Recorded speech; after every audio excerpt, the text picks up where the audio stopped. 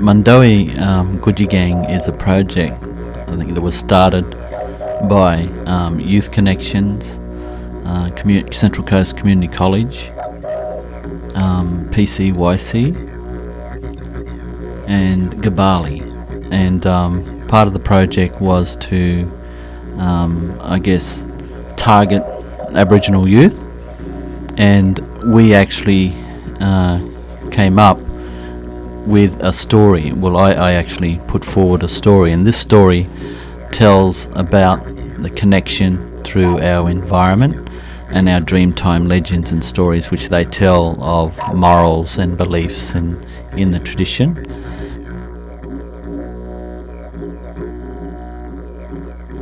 How you going?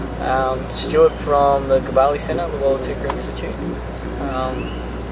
Basically what we do is I help school students transition into university. We put programs in place for them to come to university and visit the place and things.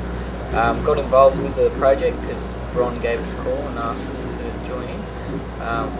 Basically, brilliant project, focuses on Indigenous students and actually helping them out with various things, using art as a form of therapeutic exercise, so to speak. And I think the boys have done really well, and they're all interested. And thanks boys for all the hard work you've put in. I think it's been great. Hopefully we can make it an ongoing project.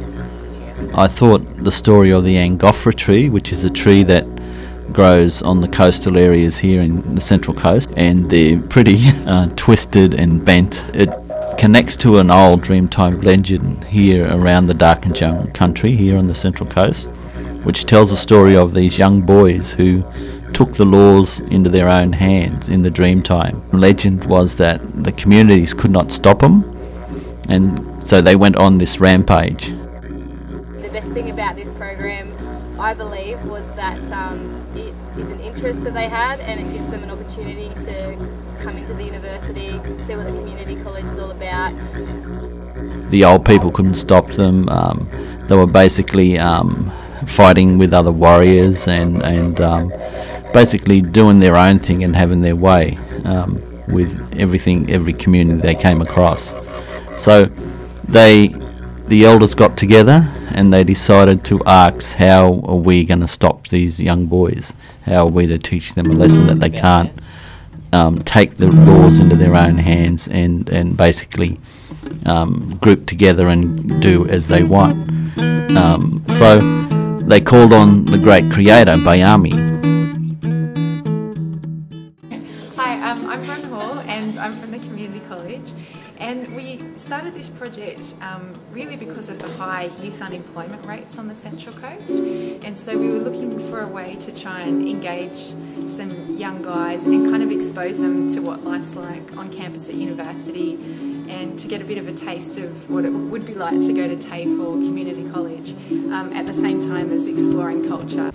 Bayami is the creator of all things. So Bayami came in the form of us as human beings. And so Bayami, they asked, how can we deal with these young boys to teach them a lesson, and what they are doing is wrong. And so they have to be punished for what they have done. So Bayami disguised himself as one of the community people and walked amongst the people, and the young boys would set up a camp where they would trick other warriors to come in when they went out hunting to take their food and everything else, and tricked them that there was this Aboriginal camp where men and women and kids were at. And they cleverly set up these camping areas, but the young men who were the hunters from the communities would be lured into these places by these young boys, and then they were actually killed. And so Bayami joined the young hunters and went into these camps when the young boys would lure them in there, and then Bayami actually tricked the young boys and revealed himself to them. Hey, my name's Blake. I like doing this course because I like all the paintings that we did here. And because Bayami has all power and supernatural power and physical power, so he actually speared all the boys and actually had dislocated their bodies and bones and actually planted them back into the earth. And from out of that grew these Angophora trees. And these Angophora trees are a reminder to all young men who go through law that when they grow up or to become young men, they do not take the law into their own hands. And so that's why this story was, brought forward to share with these young boys, because it's part of their learning as young Aboriginal boys and going through to the stage of their law and rule of how we live and how we treat each other in our society, and also how we relate to our environment. So these are the morals and beliefs of those stories.